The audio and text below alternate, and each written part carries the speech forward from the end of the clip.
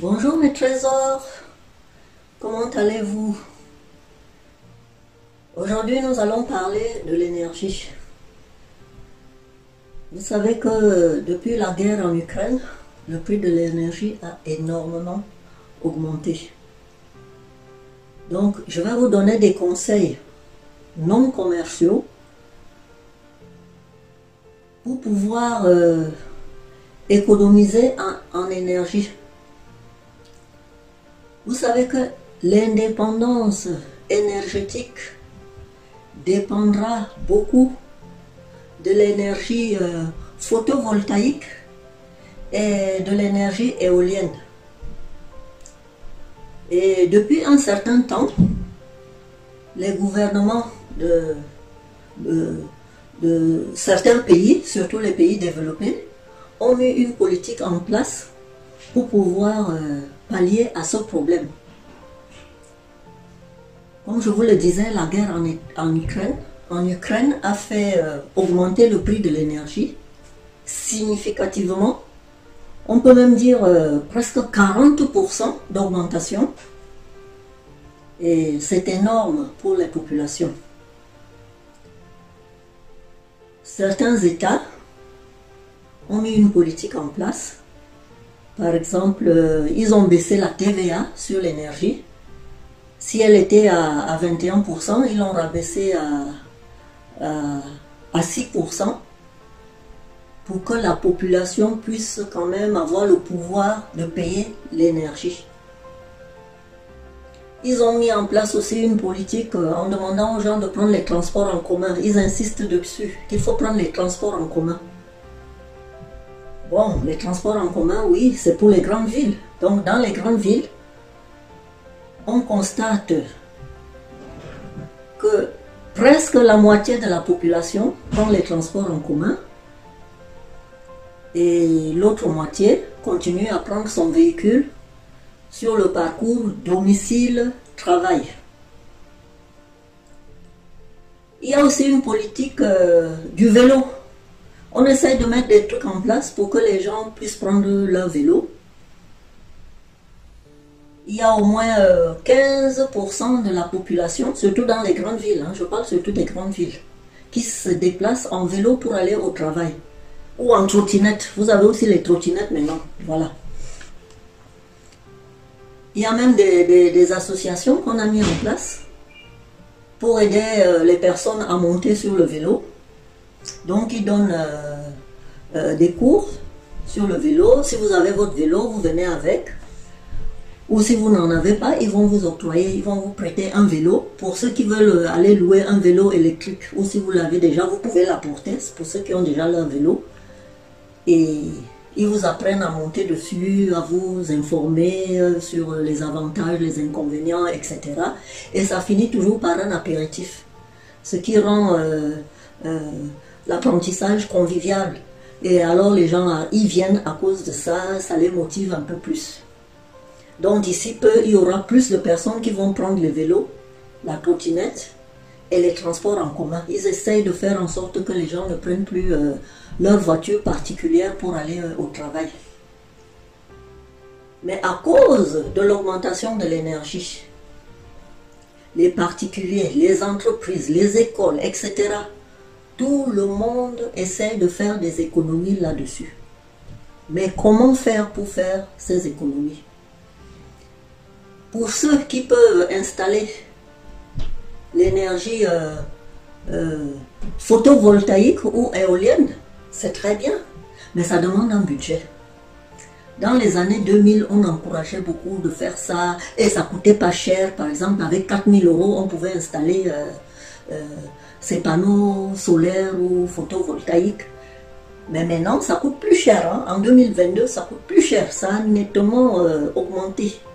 Maintenant, il faut avoir un budget entre 4000 et 8000 €, voire même 12 000 €, etc. En tout cas, vous pouvez demander un devis et vous allez voir. Mais, comme je vous le disais, l'avenir de l'énergie, c'est le photovoltaïque et l'énergie éolienne. Et pour installer cette énergie, Ça demande certaines démarches. Vous pouvez aussi demander un crédit dans des banques. Vous avez des banques qui vous octroient des crédits à 0% ou alors de 0 à 2%. Donc, essayez d'aller voir dans votre ville, dans votre pays, qu'est-ce qui est mis en place pour donner ce genre de crédit. Pour ceux qui l'ont déjà installé, c'est très bien. Ils récupèrent cet investissement au fur et à mesure que les années passent. Je pense quand même qu'au bout de 7 ans, 8 ans, voire 10 ans, ils ont déjà récupéré leur investissement. C'est vraiment économique d'installer sa propre énergie. Je vous demanderai également de bien vous renseigner sur les sociétés qui existent, les sociétés fournisseurs d'électricité. Vous pourrez faire des économies, faites jouer la concurrence. Allez là où c'est moins cher. Surtout pour ceux qui ont pris un contrat. Vous savez, il y a des contrats avec les prix variés et puis le contrat fixe. Ceux qui ont le contrat fixe, essayez d'aller voir à côté, faire jouer la concurrence et vous irez chez qui c'est moins cher, pardon. Excusez-moi. Et puis vous avez la possibilité de prendre quelques petites habitudes pratiques chez vous à la maison. Je vais vous donner un checklist des choses que vous pouvez faire pour faire diminuer votre facture d'énergie. Commencez par baisser le thermostat au moins 1 heure avant de rentrer chez vous. Hein, pour ceux qui ont la domotique, c'est-à-dire ils peuvent commander de chez eux, avec leur téléphone ou d'autres télécommandes, à partir de leur bureau, ils peuvent déjà mettre leur chauffage en marche parce qu'ils l'ont arrêté le matin ou bien qu'ils l'ont mis très très bas avant de partir. Donc à partir de là, la domotique, voilà le bon nom, ça me revient, excusez-moi. Donc vous commandez à partir de votre bureau, vous mettez déjà le chauffage en marche parce que vous allez bientôt rentrer et puis quand vous allez arriver, le chauffage sera chaud. Et le soir, chez vous à la maison, 1 heure avant d'aller vous coucher, baissez le thermostat. Ça va vous faire économiser. Ceux qui utilisent le lave-linge, le lave-vaisselle, essayez d'utiliser ça aux heures creuses. Et achetez aussi des machines moins carnivores en énergie. Il y a des machines maintenant qui sont moins carnivores. On vous met c'est A++, A, ceci, A, cela. Bon, à vous de voir avec le vendeur. Donc achetez des machines qui ne consomment pas beaucoup en énergie. Ces machines sont de plus en plus remplacées par les anciennes machines. Je crois qu'avec le temps, elles seront déjà obsolètes, celles que nous avons maintenant, s'il y en a encore sur les marchés. Dégivrez souvent votre congélateur.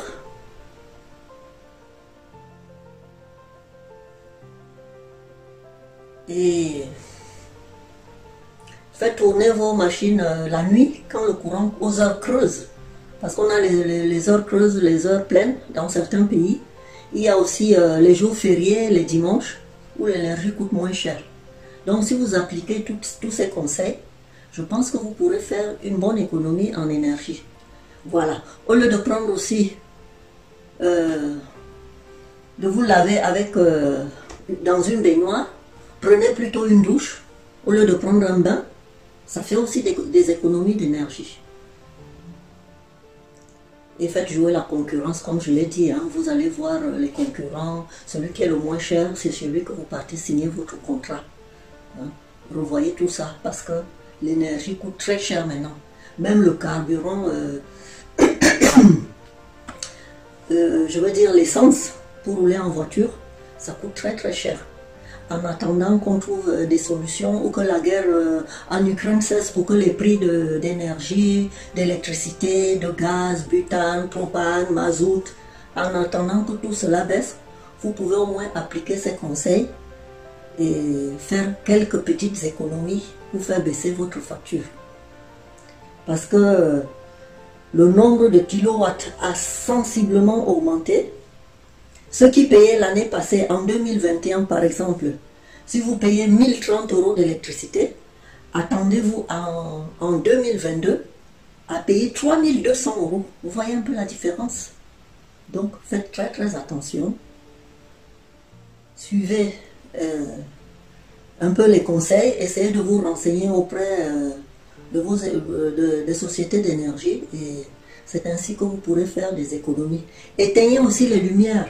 Hein? Habituez les enfants, apprenez-leur à éteindre la lumière quand ils sortent d'une pièce. Ne laissez plus les pièces allumées, les prises d'électricité branchées, hein? Tout ce qui est télévision en veilleuse, éteignez tout ça. Ça va vous faire des économies chez vous. Et la facture sera moins lourde en électricité. Voilà, c'est ça que je voulais vous dire aujourd'hui. Soyons tous vigilants, essayons de faire des économies et nous nous en sortirons mieux. Si vous avez aimé ma vidéo, mettez le pouce, likez, laissez-moi un commentaire, dites-moi ce que vous en pensez. Je lis tous les commentaires et j'essaie de répondre à tout le monde. Merci et à bientôt. Au revoir.